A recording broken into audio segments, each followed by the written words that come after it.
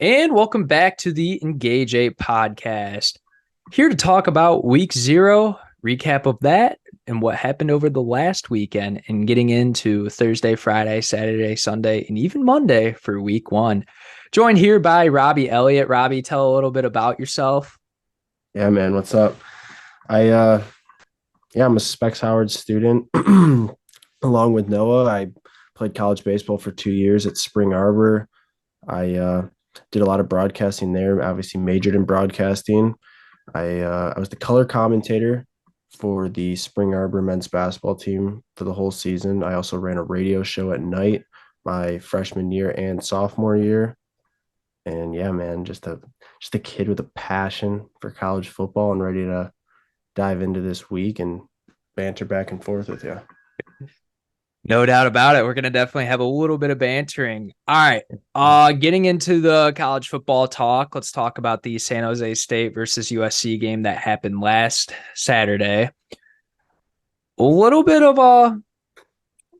of excitement and disappointment from the USC team. Obviously, San Jose State's no joke as they have a tough game on their schedule this upcoming I think actually it's on Sunday, but against Oregon State. So back-to-back 12 or back-to-back Pac-12 opponents, both very quality teams out of the Pac-12. Kind of give me your take on this game. What did you see from USC that you liked and disliked, and I maybe what's your expectations of this team going forward, or what would you like to see improve? yeah.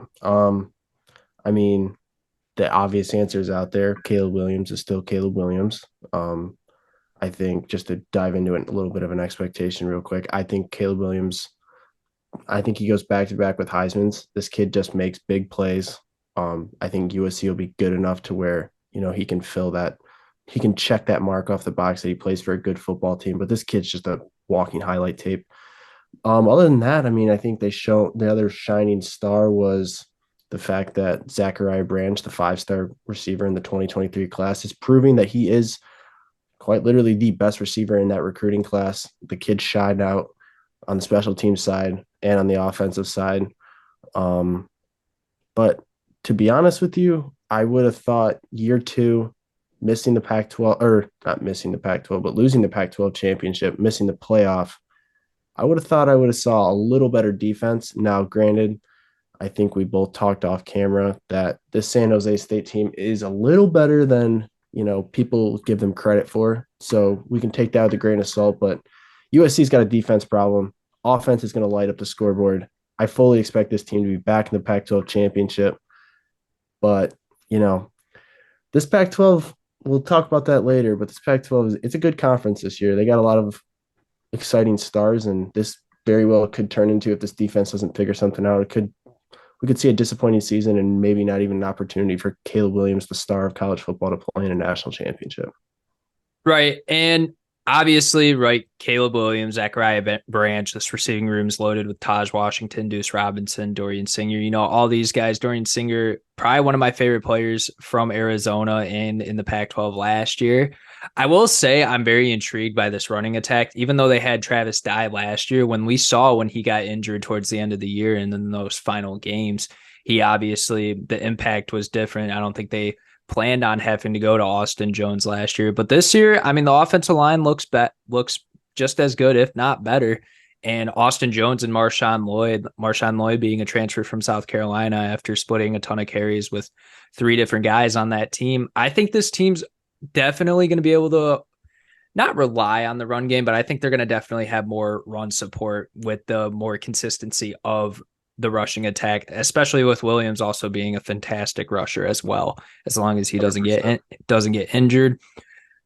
Defensively speaking, I mean, I like the aggression that I saw from the defensive line. I was really intrigued by how much granted, it's a group of 5 offensive line from the Mountain West, so it's not Pac-12 big boy football yet, but it's still like the tenacity they played up front, especially trying to get to the quarterback, maybe a little bit too aggressive at times. There's some situations, if you go back and look at the game film, the defensive ends are just getting way too much depth in their pass rush, and the quarterback's just able to step I think up. that And was the then, big missed tackle problem too, broken tackle problem.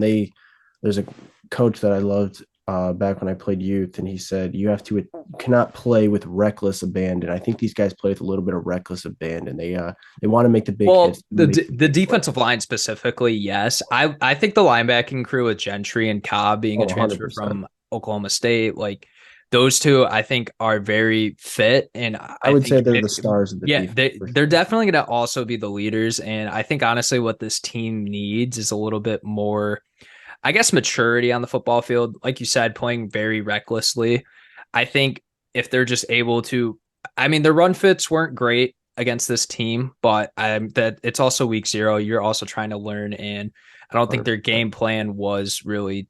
They didn't really expect San Jose State much from them. I think they kind of knew like this is more just a tune-up game. Right. Obviously, they got a fairly easy schedule until going is Notre Dame, is that game for Notre Dame home or away? Do you know? I think it's at Notre Dame. Okay. That's their first real test. And then they have a bunch of tests going from that week. I think their last like 5 or 6 games. Like there's a chance, like a reasonable chance that they could lose those games. Will they? Probably not, but it's definitely not going to be easy games for them No, down that stretch, which hopefully they could figure it out. I think it was a little bit of a punch in the mouth to realize, hey, we gotta get our stuff together and, look back at the film, get after it at practice, right.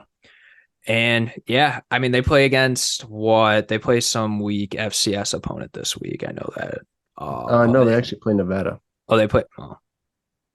Are you talking San Jose or No, USC? USC. Yeah, Yeah, it's USC plays basically a Nevada. weak FCS opponent. 100%. Nevada, 100%. It hasn't they been they anything have since not Jordan been the Love. same without Carson Strong and Romeo Dobbs No. for sure. All right, let's get into this. The other big game that happened, Navy Notre Dame.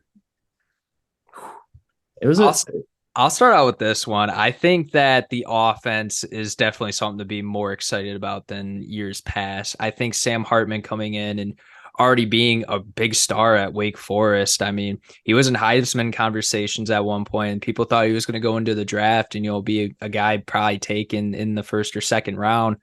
But he decides to come back to college one more year, goes to Notre Dame, takes that spot from Tyler Buckner, and I mean, the weapons around him are just phenomenal too, as in the receiving core and Estime in the running game. I mean, this team, like that Notre Dame, freshman they got, as man. much as this sucks to say, they're excited. They were exciting to watch on Saturday, offensively speaking. Defensively, I mean, no one wants to watch a triple option team and just a team physically dominating them with them constantly just shutting this run game down because Yeah. Navy is actually it's a little bit fun and like the football games to run the triple option and make Right, right, crazy right. highlights, but Yeah, no, it's you can't take much.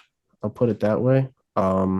But I think the things you pointed out, Sam Hartman's exciting. This is probably the most polished quarterback they've had in a long time.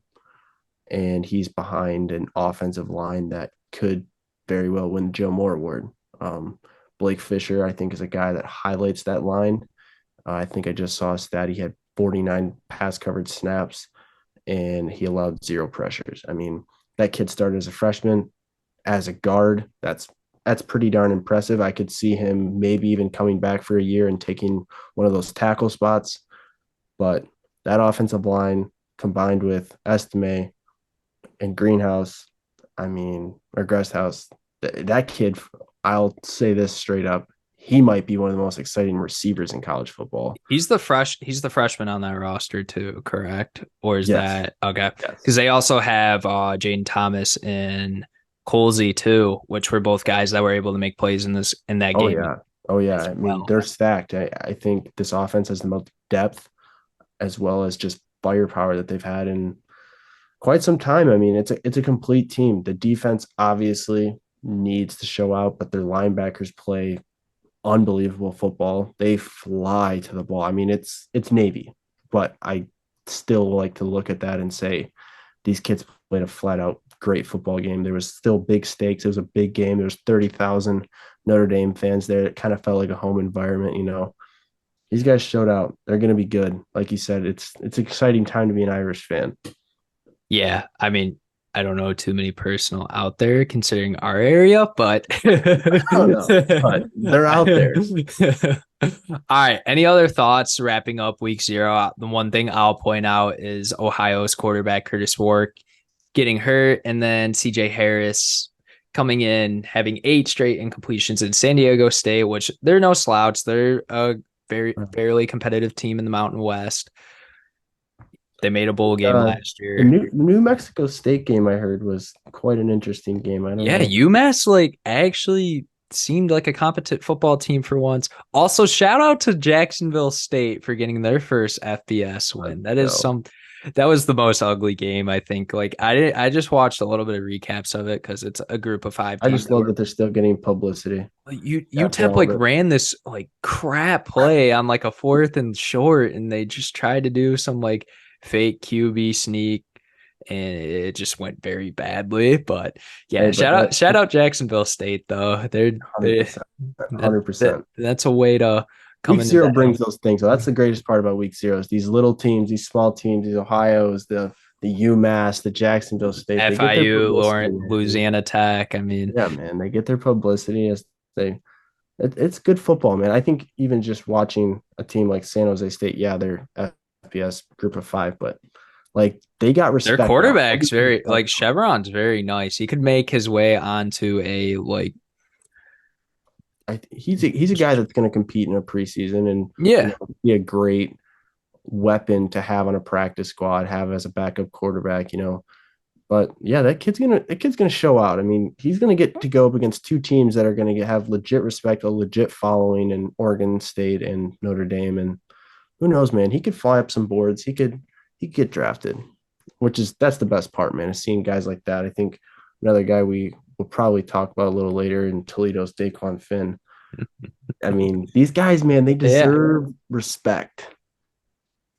Yeah, for sure. I mean, group of 5, I mean, you won't hear them much in big talk names, but when it comes to the whole landscape of college football, I mean, these are the guys that, they get to play in these big games, and their teams might not necessarily win, but it's always fun to see them compete against a very high Exactly. level team. Exactly. All right, let's get into our week 1 stuff. The first matchup we'll talk about is 7:30 on ABC. We have LSU playing Florida State at Camping World Kickoff in Orlando. LSU has a spread at 2.5. What are your thoughts going into this? I don't know what to think. I mean, you have to think that with all the hype that Florida State has, which I'm not completely buying into, but it's reasonable, it's logical. Jordan Travis in the top 5, I think, for Heisman right now. The weapons added in Keon Coleman and Bell from South Carolina. This team's going to be exciting. Now, the biggest question mark for me, at least, is you throw all this talent into a locker room. Can they all mesh together? Can they come together, play as one cohesive unit? I don't know. Yes, it's a home game essentially because it's in Orlando, but both teams are going to travel well. I don't think with the experience that not Notre Dame, LSU has in these games, I'm going to roll with LSU, but I think this is a toss up. I think we're going to see the true colors come out week 1 for both these teams. We're going to see and be able to put together a rough storyline, because I think a team like FSU, Florida State is going to have to, it might take them a couple weeks to get going, but we're going to see this talent, how well it pulls together, and if Jordan Travis really is that guy. Yeah, I mean, you look at both of these rosters, there's phenomenal players all across the board. But LSU, I think my problem is Jade Daniels, obviously the leading rusher on the team last year. Is he going to be able to get the ball downfield to Thomas and Neighbors? That's a big question that he wasn't able to really do last year. And his offensive line, I was listening to something, and it was some efficiency stat where the pass blocking snaps from LSU ranked in like the top 20th and not allowing pressure, allowing Daniels to get the throw off. But their sack rate was just super bad, like bottom. And you have to think that's a stat that's so hard to look at and judge and actually blame on the offensive line. Daniels Yeah. does not sit in the pocket. I mean, the kid, why would you? He's big enough to run the football, but he's darn well fast enough too. And so it's like, yeah, they're not getting pressure, but this guy's rolling out. DN offensive lineman can't hold their block for longer than 4 seconds, man. You can't Yeah. blame the guy for that. But Unless you want to get a holding call, of course. exactly. No, but But yeah. I mean, my thing is that Florida State, they have spots where a lot of guys are just great college players, but they're not going to be, they're not going to not start. even going to be probably NFL players. Where LSU, they got they got studs at every position. But 100%. I think Florida State, they have something to believe in this year. I mean, last year you didn't expect too much from Florida State. They went 6-6 or 5-7 the year before with Norvell, and then all of a sudden, I think the Coleman transfer late definitely has a huge impact with already Johnny 100%. Wilson and other receivers in that receiving core that are able to produce. I think I buy the Jordan Travis hype. He played great last year. I don't see why not. This offensive line's like decently experienced too, and they got guys on defense as well, like Verse, for example, that can show out and make big plays. Obviously, I don't know how LSU is going to use Perkins this year. He was more lined up on the edge. I don't know if he's going to be more of a traditional linebacker or if he's I going to could see be that. I think a lot of scouts are looking at him and saying that he'll play linebacker in the NFL. And if Brian Kelly has his guy's best interest, I mean, he's going to throw him at linebacker and show right. scouts. And obviously, the suspension of Mason Smith does not help for the interior of their defensive line. So, But I don't know.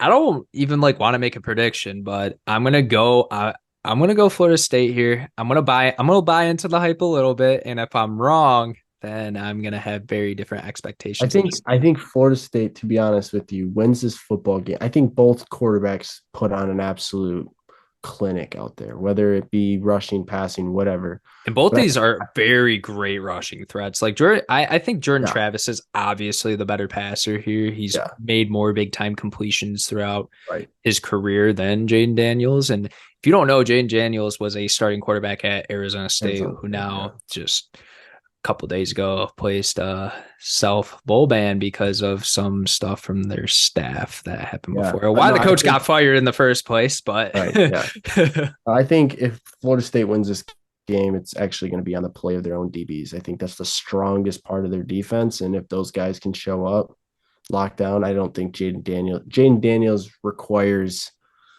I'm not going to put it so, offensively to say that he requires wide open receivers to, have a good, efficient passing game, but it's close to that. I mean, he's not going to fit balls into tight yeah, windows and like make these gaudy throws.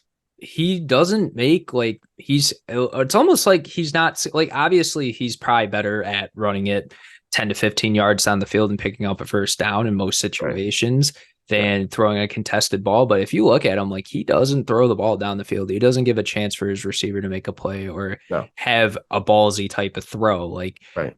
Jordan Travis has done that a couple times throughout his career. And I mean, if you watch this Florida State team last year, like there's games where they had that rough little stretch where they lost like 2 or 3 games in a row. Like they definitely didn't play consistent throughout the whole season, but I think this team's obviously better than last year's team. And I Right. think they're going to be able to, if they could put on a whole consistent season effort, I think they can make the college football playoff. I don't think that's crazy to say. So I don't think it's crazy either. Like I said, there's talent all over this roster. If they can play as one cohesive unit, this team is something to watch out for. They're competing for an ACC title for sure. also, quick thing to note that their defense, I think LSU's defensive back room kind of scares me a little bit in terms of I don't know what to expect from them because they got a kid in Oh, Denver Harris, who's supposedly this very talented athlete and right. everything, and he's running with the second and the thirds. Like You it's never insane. know. You never Yeah, know what could he and I mean could. their defensive back room struggled last year, so that's why I say that this Yeah, could be I very. agree. I don't think you're crazy to say that at all. I think it's going to be it could very well. My prediction could very well turn into a complete idiocity if these receivers get loose. For sure. All right, let's move on into our next game. We got North Carolina traveling. Is it? Is it? Yeah. Okay. So this is actually at the Bank of America Stadium where Charlotte the Yes, Panthers play. Panthers play. Shout out Matt And Rule for at Nebraska. Going to take on the Greek rifle. Maybe we'll talk about that a little bit. But we got the Tar Heels traveling, or actually it's a neutral site game. I don't know why I'm traveling, but South they're both Carolina's traveling. yeah, They're traveling. they're both traveling. I think it's a little closer to Chapel Hill than where is South Carolina? Yeah. So, but UNC favored by 2.5 according to Caesars. Both Pretty high over under, right? For total. yeah, it's like 64 and a half, which is actually crazy. It that Both these defenses are not very good. So, oh, and both quarterbacks, especially the man wearing the blue, I mean, they can put up numbers. We've seen it with Rattler, but we'll both happily agree that Rattler is either going to go out there and throw for 400 yards and a pair of touchdowns, or he's going to go out there and throw more interceptions than he has completions. right. Like Like it's he's been very inconsistent throughout his college career. I mean, 100%. if you look at his like first year at Oklahoma where he did play in that COVID season, like he actually looked like his first game was rough, but like the rest of that season was actually very solid in production. 100%. I mean, that's why he was given.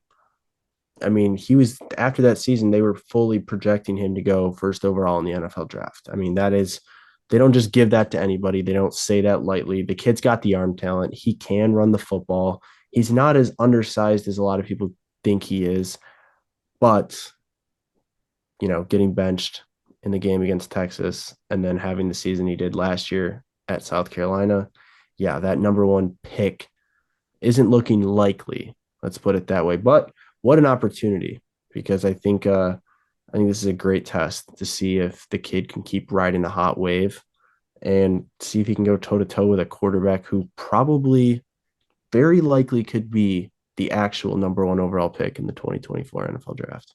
I mean, as I don't personally think he will be as happy I was to be. I'm a very big Drake May fan, but Caleb Williams is obviously, if he continues his dominance throughout 2 years, I don't think there's any second guessing that pick if you have that. Unless Well, you I like mean, Unless you like Drake May more, of I course. actually take the logic, and I'll go off topic a little bit, but I take the logic that, Caleb Williams is making enough in NIL. He can kind of do what he wants. He doesn't win a national championship this year. There's full leverage for him to go back. If that team, that's getting that first overall pick is a team like, gosh, I don't even know what team, the Chicago Bears, for example, Yeah. the Arizona Cardinals. Like, why would you want to go there? Caleb Williams I is no, mean, he's gonna be making just as we much money obviously in the NIL. NFL season has to play out, and Right, people our teams trade for picks all the time to move up and 100%. get But their guy. I don't it's know it's a why. narrative though. It's a narrative to toss around. Yeah, I mean, I don't know. I'm pretty sure like Bryce Young has a contract for like 40 million, Oh yeah, which no. like And Caleb Williams is I fully mean, that guy that would get I mean, that. obviously Caleb Williams is loyal to Lincoln Riley. Sorry for that butchering of the name, but I just don't think that happens. Maybe we come back here in like College January. football is only getting crazier, man.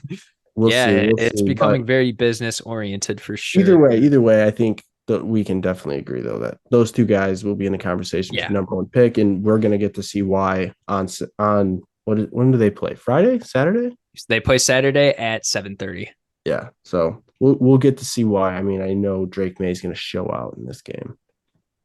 For sure. I think Drake May, I think it's going to be very interesting to see how the rest of this North Carolina offense pans out. They lost a lot of talent on the receiving side, and they have a returning running back coming back in Green, but other than that, there's a lot of question marks on this offense. And then defensively speaking, I mean, there's always been a question mark on that. Right. So, and not to name anything, but they also lose their offensive coordinator from last season in Phil Longo, and he goes to play at Wisconsin, which I'll give my take on later. That so it's a lot of new faces and sometimes in new places at this North Carolina team. South Carolina, I mean, they lose a couple guys to the portal. I really like the Wells kid on the outside. He was very productive last season. I think he could be a guy that sneaks into that like second and third round into the NFL draft. Obviously, let's see how this season plays out. And obviously, I have a different mind than a GM or a anyone in the scouting department Just a in the little bit. national. Just a little Yeah, bit. just a little bit. I think my team personally would be gross if I was in the NFL and Yeah, had yeah, the yeah, yeah. opportunity to take 100%. guys in the draft. But, but no, in the actuality of this game, I think that it does come down to the quarterback play. I don't know. I think Rattler, it kind of just depends how he's matured over the offseason, how seriously he's taken, being a part of the Right. team, going to these team meetings, going to these practices, how he Right. carries himself, how much of a Yeah. leader he is. And I mean, he's able to win big games, obviously. You look at the Clemson and Tennessee games last year, very beautiful. Bright lights don't Right. shine, don't scare this guy. Yeah, but We know that. it's the thing is that if he doesn't get the bright lights, it becomes a problem for him because Yeah. if you've seen throughout, even if like you mentioned the QB1 show Right. Yeah. before, like I Dude, he loves when the cameras are on him, man, and it actually worsens his play, like you said, when he doesn't. And I don't don't know. I know. mean, this is a primetime Rattlers. game on ABC, so he's definitely have the lights on him. Hey, But man. I think I'm a Drake May believer, like Drake for Heisman. I'm gonna take UNC in this game. Yeah, I'm fully taking UNC as well. Yeah, South Carolina. I mean, I trust more in the UNC offensive development from years past. If they've been putting guys in the league, Right. both at all the skilled positions. I think that they can beat this. The South Carolina defense isn't a typical SEC defense where, they're physically imposing and have a lot of big time Right. guys. I just see, although, no, never mind. I was going to say something, but no. So would you take the over or the under on that 64.5 points? Something tells me that South Carolina could disappoint and only put up like 10 or 15 points. But as like at that point, though, I feel like the offense for North Carolina kind of just wouldn't shut up. And No, I don't. I think Drake May is the the Drake truth, Heisman is yeah, real. I mean, yeah, they're gonna stat pad as much as they're pad stats as much as they possibly can with that kid because why not, right? Like that'd be huge for the program, huge for the brand of North Carolina to have a kid go out there and win the Heisman. So yeah. I I I mean, think you're spot on with the fact that if they if put he up perf- 10, if he performs the way that I believe he can, he and North Carolina, like as long as they're in the top 25, probably more likely if you're in the top 15 and there's no one else that really stands out oh yeah, statistically, Drake May for Heisman. All Drake. right. One of the last games that we're going to talk about specifically before we kind of get into we got one more after this, but we're going to talk about Coach Prime, big name to talk about, obviously, in college football. Taking on TCU, spread at 20.5 for TCU, over under 63.5. That's I don't know, man.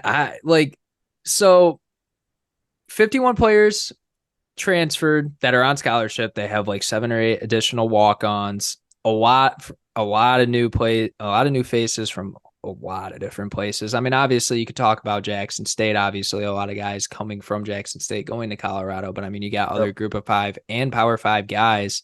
I think even a couple of Division 2 guys transferring to this Mm-hmm. team, and they've had a whole summer. A lot of them have had a whole spring.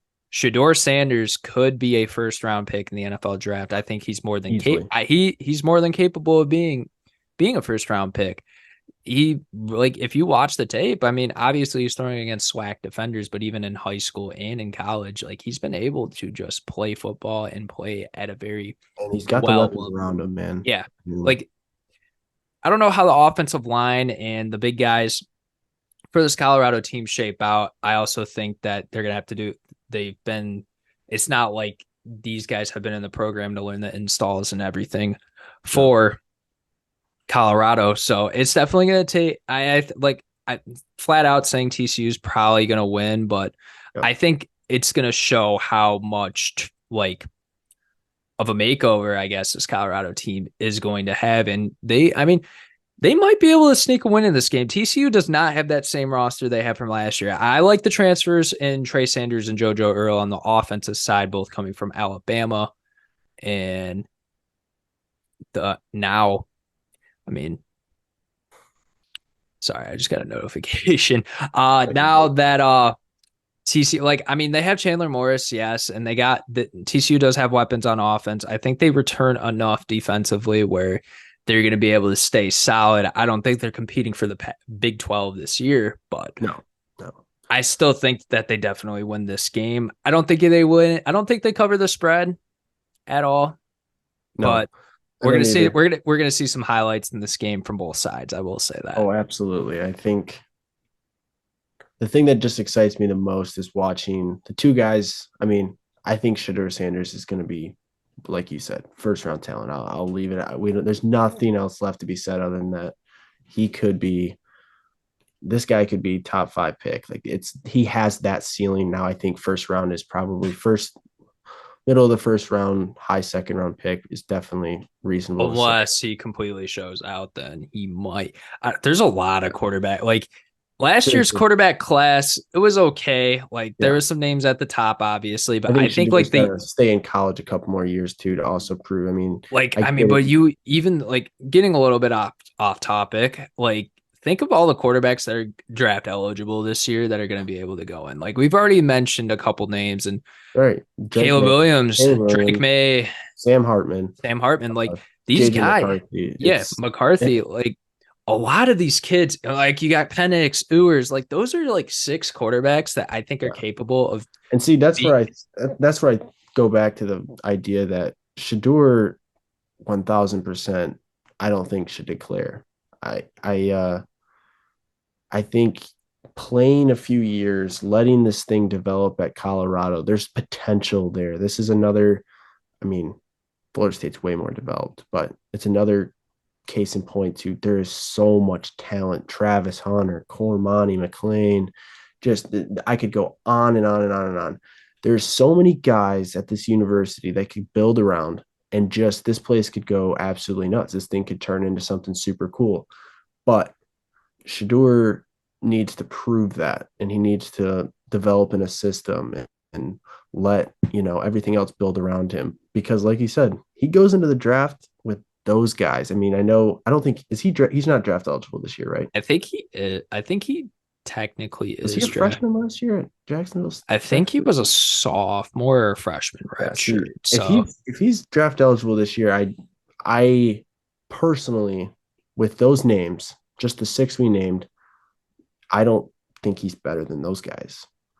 I don't think, and even if he is, I don't think he can prove that this year. I think let's just let's just rip 4 of these names: Michael Penix, Quinn Ewers, Caleb Williams, and Drake May. Those 4 guys this year, I fully expect to have absolutely monster years. All 4 of those guys alone could win the Heisman. I don't think we're going to be talking about Shedeur Sanders and the Heisman. yeah, but you know who is winning the Heisman? Quinshon Judkins. That's my pick. Favorite running back. He's definitely I like don't know about that. he's gonna have he's gonna have the opportunity to. And if I think Ole Miss actually has a very solid roster this year where they I can think Ole Miss has got a great roster, but I don't think you can talk about it's either going to be Caleb Williams or we're going to have the second yeah, wide it's receiver win the it's a Heisman. quarterback award unless but No, I fully think it's either Caleb Williams or Marvin Harrison Jr. okay. I'll take that bold take and keep it right here. Marvin Harrison Jr. for Heisman. I say that Definitely Michigan fan. possible for sure. It's just if there was a running back to win it, it'd be Judkins for sure. Well, we can argue about that. Yeah, uh, but wrapping our thoughts up on that game, like I don't think Colorado takes this. I'll leave it at that. I don't think they cover. I don't think TCU covers the spread though. Leave it at that. Colorado, I like your take on Shador maybe staying, but at the same time, like you don't know what it's gonna be like in 4 months from now, how the season plays out and Oh everything. yeah, Maybe a that's guy transfers in, maybe they get a big time recruit and they just want to have him play for that. Like it's a ton of things that like it's yeah. College college football. football is It's crazy. It's crazy. you could see a notification on your phone and the whole landscape of things change. 100%. All right, last game to talk about, and then we'll hit a break and then talk a little bit more, not as scheduled, just kind of like free, what our Yeah. thoughts are and everything. Florida, Utah. So this line's moved a little bit. That I lead to believe Line's gonna move every day until this game is played. this game is played tomorrow, so I I don't know know, and how. it's gonna move up until kickoff. I think And I think it's likely that Rising's probably not going to play at this point since it's dropped from what 6 to 4.5. I don't think, but even so, if Rising doesn't play, I still have a lot. Rising's like obviously he's a big contributor to the Utah offense, but I don't think it's significant enough where they have to change up a lot because they're a very run heavy, defensive oriented team. And Florida, I mean, there's Graham Mertz. People are saying he's the next Bo Nix and around in that area. I don't know if I'm that crazy, but I do oh, think he's got the solid tools. And if he's put in the right system, that he's going to make it able to work and be a solid college football quarterback and maybe lead this team to like a 7-5, 8-4 season. They definitely have the athletes at positions to like make this like a fun Florida team, which I mean, if there wasn't COVID and it was a normal college football season, I think that team with Trask, Pitts, Tony, and oh, all of them boys, like they definitely could have been something super special so special. if they And had more you publicity can't and we tell didn't me have that. a pandemic going on. But No, I think you're pretty spot on. I think Utah should not have to worry without having Rising. Now, it's there's an element of okay, maybe Graham Mertz is half of what we've been hearing all off season, and he plays a pretty good game. Well, now you got to worry about Trevor Etienne. You got the run game on this team. I think yeah, can they set returned up. both their running backs from last year. So I they're and I mean think they're like through for him. their offensive line, like they're I starting a mean, freshman at left tackle. That might it's unheard be of. a lot of learning from him, but like they still have like a decent amount of return on this offensive line, Right. and they have a ton of DBs and a ton of wide receivers. Like Florida's Yeah, obviously they've known for the recruited at that state. position at an elite Yeah. level for a long, long time. Yeah, I mean it's the state of Florida. You're able to go watch a lot of these kids, and it's not much. You don't have to come in on a helicopter like James Franklin, but or Yeah, I was the Oregon coach? Florida. I think Florida competes. Um, I'm not gonna. I'll save my. Actually, no. This this is my upset of the week. I think Florida takes this football game, especially now that we are at Wednesday, 11 p.m. and we still have yet to hear a word that Cam Rising is playing or not. So therefore, I'm fully of the mindset that he's not. I think that is going to contribute a little bit because as good as this Utah defense may be, if their offense isn't putting up a ton of points, it could become anyone's ball game. My question is who is taking snaps under center if it's not Rising? I'd like to believe that it's Nate Johnson, but Why I don't see a world where it's not Nate Johnson, just I because do. like Who knows? They might put Jaquindon Jackson back there. He is a former quarterback at Texas, so that would we be shall wild. see. That'll just create more. I'm personally still going to take Utah. I think the identity and the structure of the team is solid enough where they could be. I don't know how good this Florida team is necessarily as highly as I have talked about them. That's just me kind of Yep. projecting like some positivity in that program. I don't really know how it's going over there, but we'll see. We'll see. I mean, No this news game we'll until see at 8 o'clock consensus, so tomorrow. I guess that's yeah. the best way to put it. Yes, We're sir. gonna take a quick break here, be back at you to talk more about week one and maybe some expectations, some hot takes for Yes, sure. sir. We'll be back. One and back from the break. A little bit more of an open discussion as we start to get towards the end of this show. Talk a little bit about, what's the team that you anticipate on succeeding this year or overachieving expectations? Ooh, overachieving expectations. You know, I I'm gonna go. There's a couple teams I want to toss around in this conversation, but I'm gonna go actually a different route than I thought I was gonna go. I'm gonna go Penn State. And I'm Okay. gonna go Penn State for one reason and one reason only. Ohio State is going to underperform.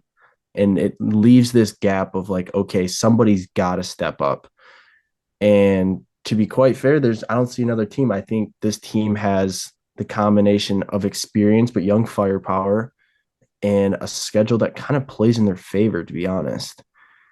So I'm gonna go Penn State. They're ranked high in the preseason, but I still don't think enough teams or analysts are talking about this team being in the conversation of in a college football playoff. It's hard. You're in the Big Ten. It's usually only one bid, and then besides last year, which I don't even want to talk about that. But Yeah. it it's usually one bid, but I still think that this team could find their way in, even if they don't win the Big Ten championship. This offensive line is scary good. Drew Aller has, I mean, there was a point in time when everyone was saying that Drew Aller was going to take Sean Clifford's job and win a Heisman his freshman year. Obviously, that didn't happen, but Drew Aller is still, got a lot of potential. Guys like Kalen King are just going to ball. The running back room at Penn State, they're gonna perform. I mean, this team has got fully, I think, the complete package to disrupt, kind of ruffle the feathers in the Big Ten.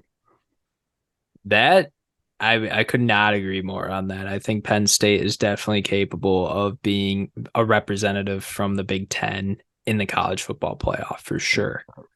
Team that I'm going to go with is out west that I personally don't think it's talked about enough. Like they're ranked in the top 10, but like I don't ever see big talking heads talking about this team ever. They want to talk about USC.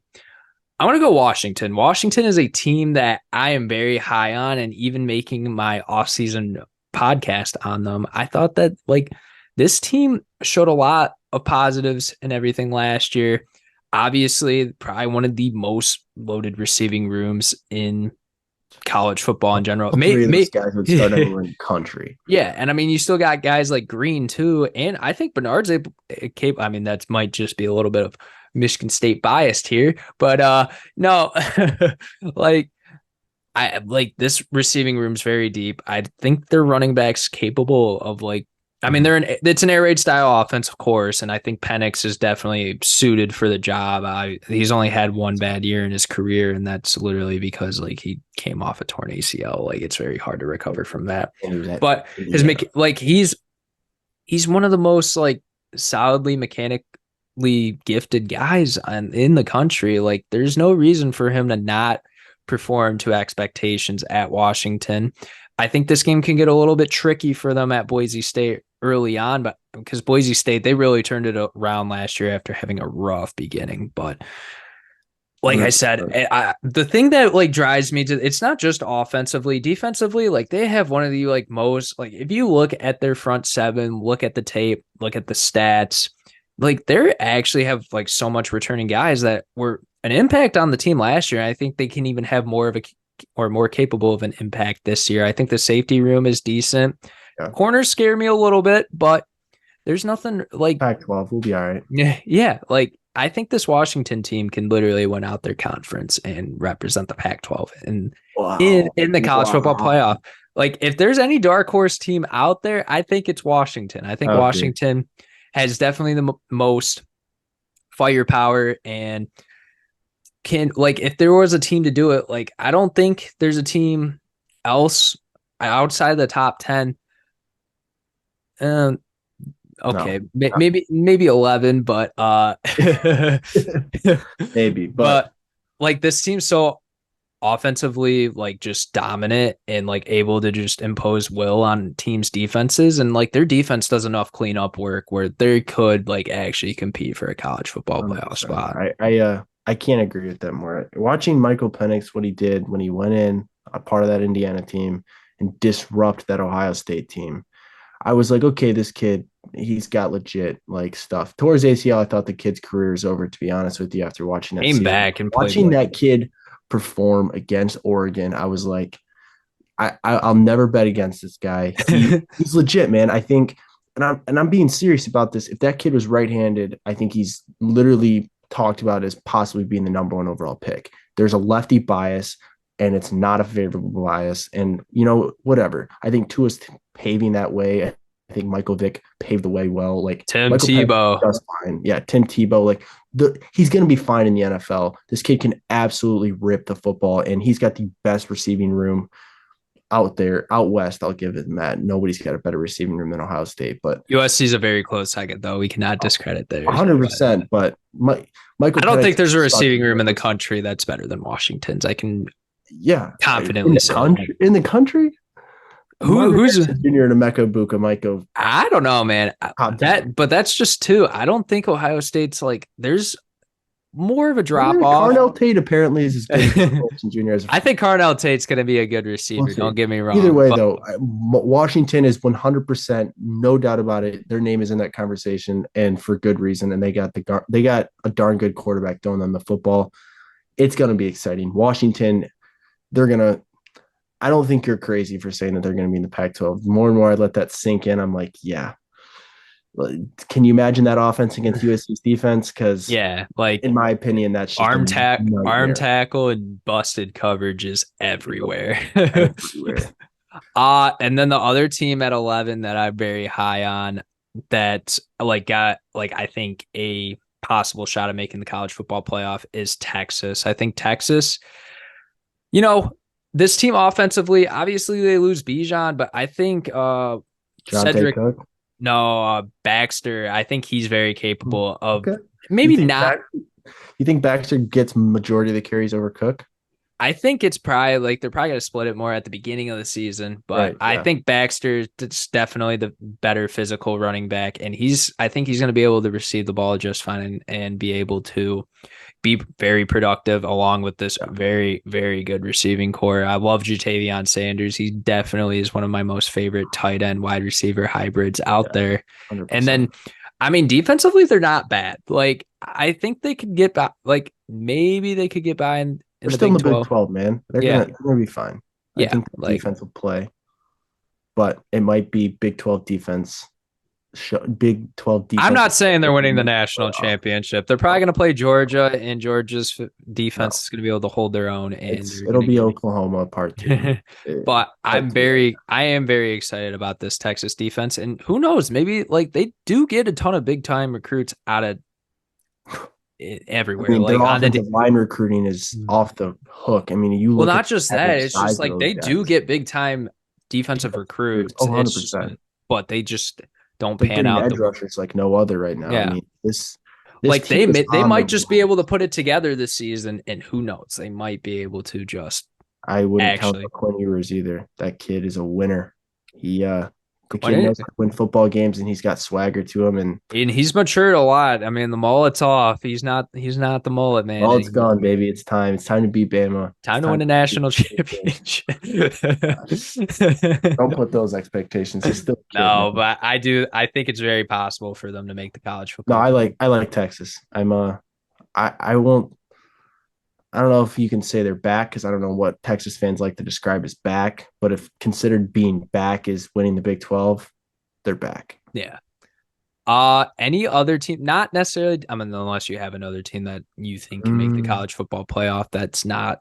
I don't And outside of the Florida States, the Michigans, the Georgias, I don't I'll, I'll say a team that could exceed expectations because I feel like the expectations are a little low and because you can't ever count out this team is Alabama. I think if yeah, Alabama is whoever they decide to go with at quarterback, I think if that kid, you know, he performs at a level that is is enough. I mean, like it's gonna you be look. hard. I mean, obviously that their quarterbacks were still good back when they won all those national Yeah. championships, but they never panned out to anything. Like AJ McCarron, he was Yeah, not that dude very won. good. Who was that other quarterback before Jalen Hurts? Coker. That kid, like he turned out to nothing too. He got benched No. over Jalen Hurts. Like Yeah. it's just like It doesn't as long as they they're can not a perform. quarterback Yeah, oriented team. yeah, Like they've never really been dependent on a quarterback except for the past couple seasons. and but even then, you could argue that look at that Well, I receiver. mean, Look at well, the and guys they put look at down. the defense. Like the defense Yeah, has and that's put exactly why I think this team, and I was just about to get into it. I think that's why this team can exceed expectations. Kool-Aid McKinstry, Dallas Turner are returning. Those dudes are monsters. They're going to play their positions so well. I just think overall, this team is not going to miss a beat. This is going to be one of the better Nick Saban defenses in the last.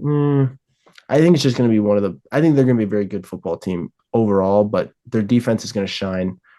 Can somebody step up in the receiving room? Can they replace the running back position? Because Jameer Gibbs, that's big shoes to fill.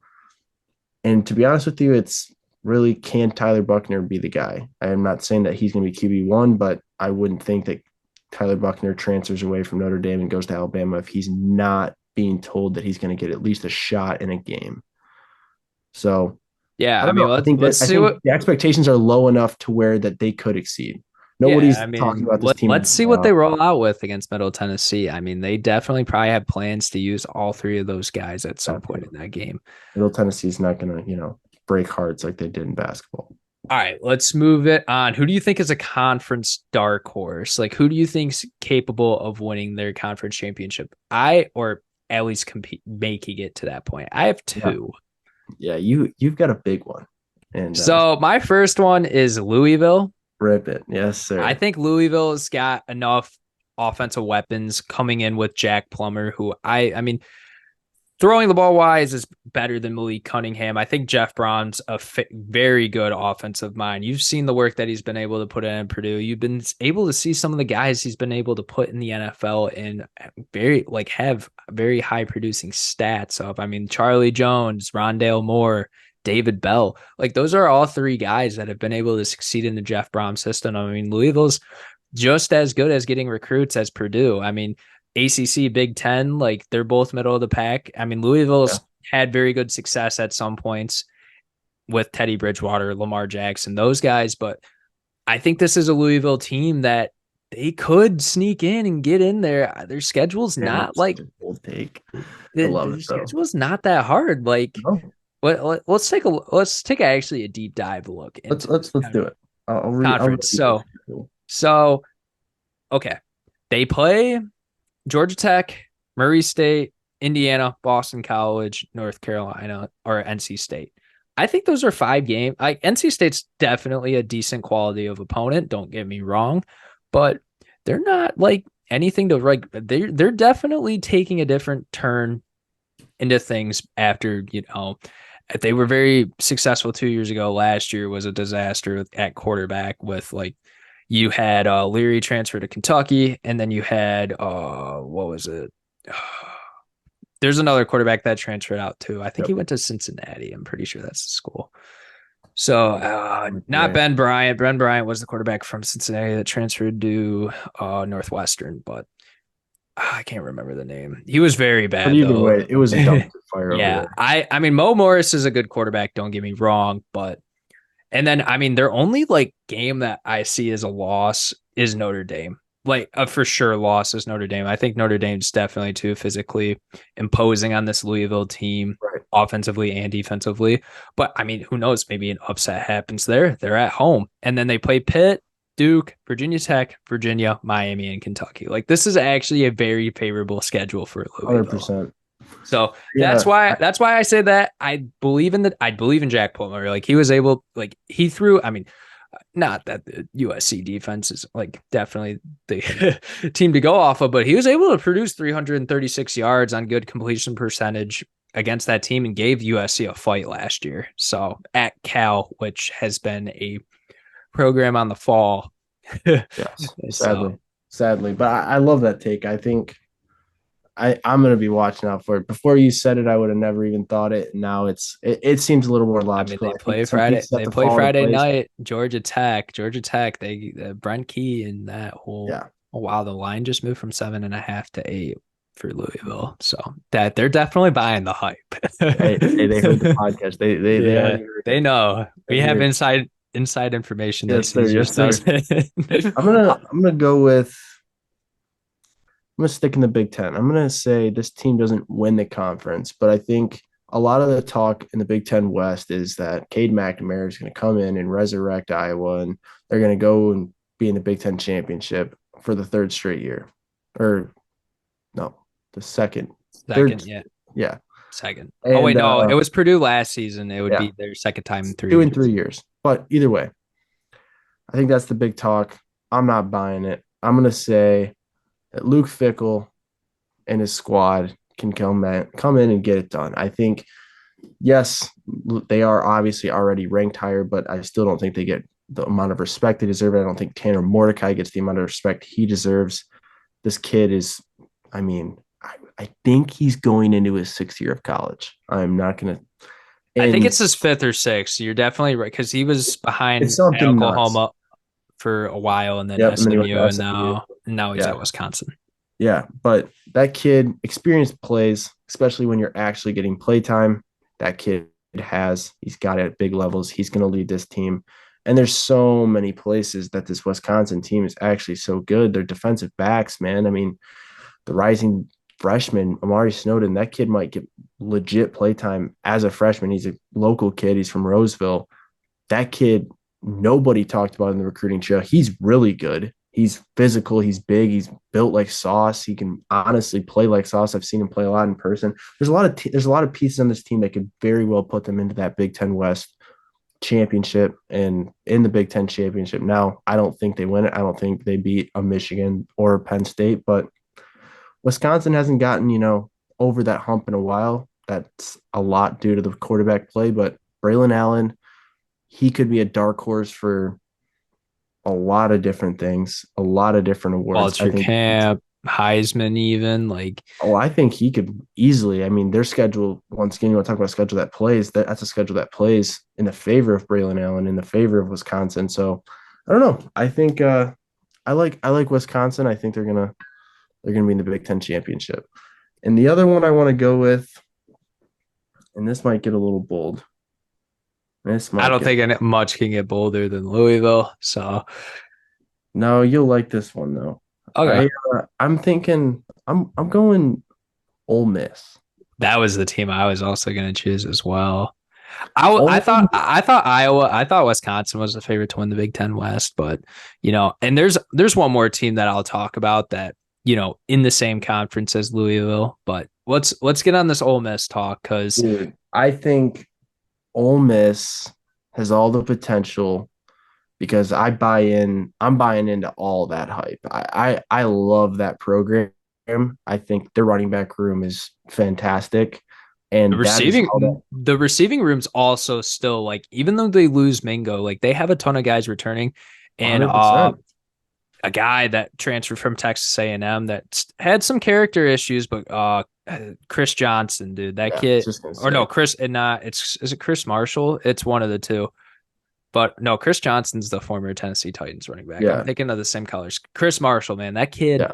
is a freak of nature. Oh, Like and that's the type and of guys that the Ole they Miss have team other has. receivers on this roster, and even their Yeah, tight ends very solid as well. Like I think it's impressive that Dart's been able to. He's most likely going to be the starting quarterback. I don't see why not. But even I with don't see Walker why not. Howard and Spencer Sanders transferring, both Walker Howard being a young guy with some ambition and very talented to say Yes. the least, and then Spencer Sanders being proven at Oklahoma State, been able to win games at points for them. Like I still think that I think Jackson Dart could be the truth this year. He was a highly rated prospect. He looked solid at some points last season.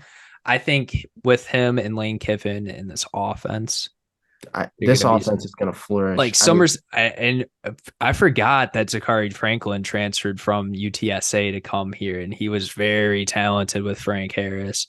yes, he JJ was. Henry's another guy that I really liked out of spring too, where Yep. he's definitely going to be able to make a name for himself. And then the tight end. Oh, the Caden Pearson's on this team. That's cool. Michael Trigg. That's a Yep. name to watch out for. Probably maybe for the Mackey. Who knows? Ooh. Ooh. Like he was a lot of the main targets in that spring game. And I mean, I haven't seen too much throughout the summer and fall in their fall camp, but Yeah. like Ole Miss, they do have a decently tough schedule for I was sure. just going to say, if we Playing take a two, deep dive into this, this would be, I'm not calling this team a playoff team. I'm saying this is but a team that SEC, week 11, they're in the talks for the SEC championship. right? Like And it if would they be can win, an if they can unbelievable run. go 10-2, I like they're not beating Georgia. I just don't like Georgia's my national champion favorite until they prove otherwise. Nobody's stupid to say Yeah, that. but I mean Tulane's like Pittman at Tulane's tough matchup week one. Gross. Like Yeah. that's definitely Well, they not a play comp. Mercer week 1. Well, week 2, my bad. Yeah, They play yeah. at Tulane too. Georgia Tech's probably going to be a cakewalk for them. It should be. And then Alabama, LSU, like if they could take one of those 2 games, or if they go on a magical run, take both, like we're talking about They a team go that's, they go and take both of those games. I mean, yeah, we're there's like talking. nothing. There's nothing else. Like, and then you play Arkansas, Auburn, and Vanderbilt, which are favorable. I think Arkansas maybe gives you some trouble, like on the defensive side of things with KJ Jefferson and that whole tandem. But I mean Auburn probably going to be a win. I don't even want to Hey, get Glenn, I started. don't know about that. It's just they don't have the piece. I don't think they have the overall pieces, and No. they're a fully constructed team. Vanderbilt not like they're definitely Vanderbilt's definitely on an upward trend, I believe, but they're not going to pose too much of a threat. Oh, Texas A&M, because I don't buy into the Texas A&M hype. I don't I think they never should. will. I have at one point, but I don't think they're going to be a team No, yet. no. Let's see what Jimbo does with that team. Georgia, I'm not gonna say it's going to be a definite loss, but likely loss. And Yeah. then UL Monroe, very easy week 13 game. And then Mississippi State, definitely it's tough at that program right now with obviously Mike Leach passing, but I think that Ole Miss gets a win over Mississippi State. And I then think who knows? They might get that Ole Miss might get hot, man. I'm telling you, it's going to be right in this stretch of this Georgia Tech week 3 to week about 6. I'm saying is going to be the most important time for this football team and to really see what this team's made of. and Obviously, I Alabama think a might be lot is weighing on. Alabama still might be trying to figure out what their quarterback and what Oh, they do offensively. absolutely, absolutely, and we don't know what could happen on the LSU side either. Who I like mean, LSU, I'm definitely a little bit more confident about saying that they're going to I'm more be confident that they're going to be put together, but yeah, like anything can happen in the realm of college football. Jaden Daniels runs the football a lot. I'm trying to hint that they could. It's this world is crazy. although I think if theoretically if Daniels gets hurt and Nuss comes in, I think that team actually Upgrade. looks a lot more scary. But I'm gonna that agree with that's you. my personal opinion. I think Nussmeier's more Yeah, fit for the LSU style than 100%. Jaden But Daniels. All yeah, right, let's talk about some teams that are going to be disappointing the fan bases a little bit. yeah, Please. I'm gonna rip my favorite team, my college football team, the boys, Michigan. I think the expectations. I'm not saying that this team. I don't fully believe that they could win the national championship because I do. I don't. I fully believe this is the most talented roster in the nation. But the expectation is that this team literally could go to the national championship, lose, and the season is a failure. I those expectations are too big for me. I think if that's how we're viewing this season as a failure, if we get all the way to the last game and miss the kick like Ohio State did, and that's a failure, well, there's going to be disappointment. Um, we're projecting that Blake Corum could win a Heisman. JJ McCarthy's going to go out and break every passing record. I mean, there's just the ceiling for these expectations, I think, is just way too high for this program to, meet all of. So yeah, I think therefore it's Michigan. It could be a disappointment in the eyes of the fan bases just because this wagon has gotten a little too crazy. I mean, my thoughts on the Lemons kid. Yeah, the Lemons kid. Yeah, Obviously, I'm very high. I think he's the guy that's going to break out for Michigan if they were to have a 100%. breakout receiver. I see where you're coming from. I personally don't have. I understand it's more coming from the fan base, like, oh, it's either national championship or nothing. Me personally, my expectations of Michigan is the college football playoff, but That's the expectation, but I mean, you just listen to anyone. I mean, yeah, Joel Klatt I literally know where you're came out coming on a from. I've pod. heard a ton of Michigan people talk about their team in the most Unbelievable, man. I love the team to death. free. I'm gonna be there at the Ohio State game. I love this team, but I would not go as far as Joel Klatt and say that JJ McCarthy is the best quarterback in the country. I love the kid. I think he's got all the talent in the world, but No, we all this know who the best offense quarterback. doesn't We let know. him be the best I quarterback in don't the even country. know if like JJ would be in my top five, to be honest. Completely honest. Like I don't know if he's a top five quarterback in the nation. I don't. I don't. He's I he's think he has he's the definitely potential to be. proved he's definitely had games to show that he is. But can he pull it up a consistent season where he Exactly. performs in every game? Exactly. There's quarterbacks in this college football that have done that. We had the Caleb Williams, we had the Drake Mays, we have the Quinn Ewers, we have the Exactly. Penixes. Like there's four quarterbacks right there. I could probably find at least like five or six more quarterbacks that I'm more Yeah. You're a confident. logical fan, man.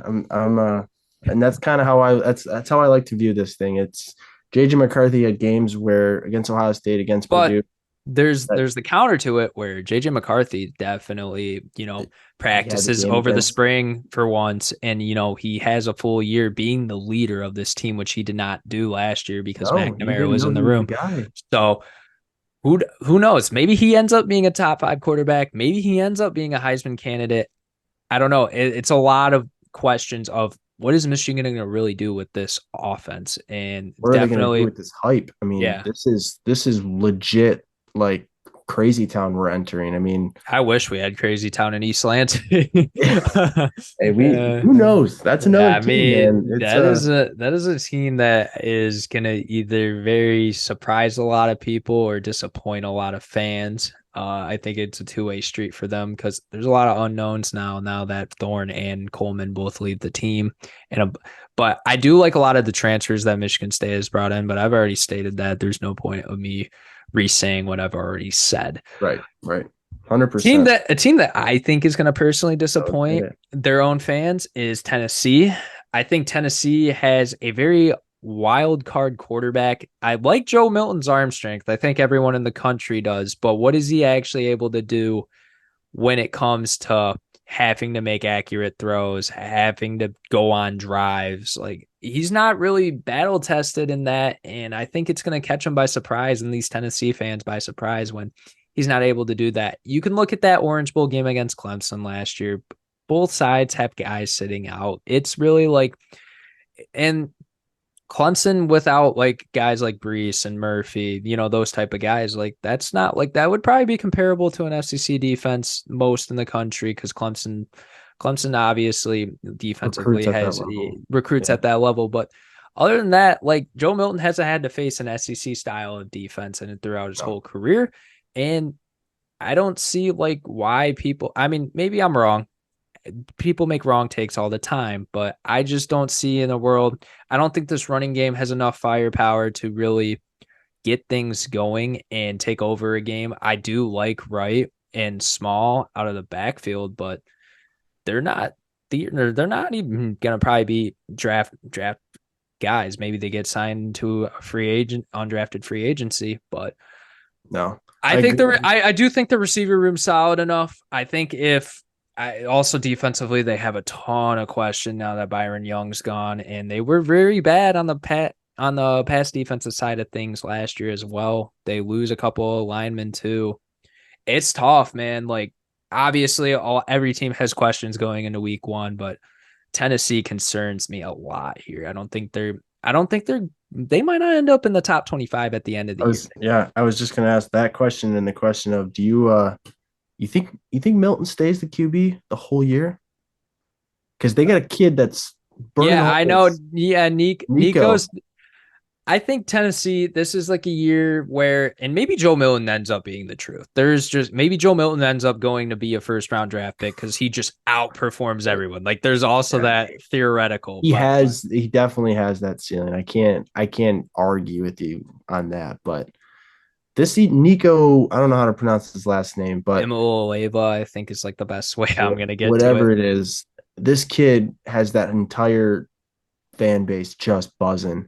And I mean, Milton's got him buzzing too, but I mean, this kid is supposed to be one of the greatest high school quarterback recruits of all time. And I'm not thinking, I personally think Milton's got a short leash. I'm going Yeah. to put it that way.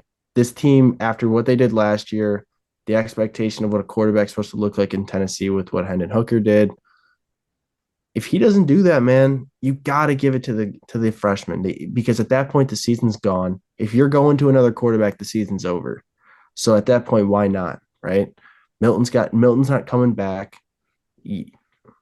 I don't know. I think there's a definite question mark on who's taking snaps week 12. Yeah. All right. My other team, and this is going to be a 2-for-1 punch. My other team that I think can disappoint this year is Clemson. Both orange teams that I think can disappoint, but I I don't see a world where I do see a world where Clemson succeeds. I don't think they're going to be a college football playoff team this year. I don't think they have the roster makeup for that to happen.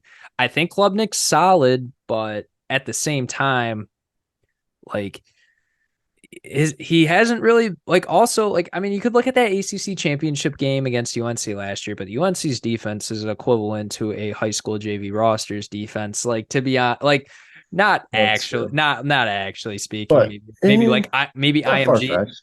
not maybe like IMG's JV roster, like Yeah, you know, yeah, yeah. but no, in all seriousness, like this team it doesn't like there's no like standout to me other than Will Shipley. I think Will Shipley's a great running back that's going to be able to compete for the Walker Award, right? I don't think there's any Yeah, questioning that. 100%. Defensively, what do they return?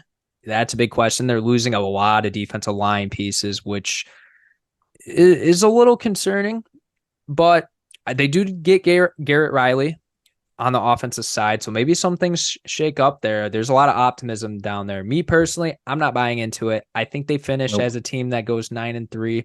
You know what they kind of did with DJ in his first season, I think they're still going to win games. Like there's no question about that, but I think, Florida State, like that team's offense and they're still able to hold their end on the defensive side.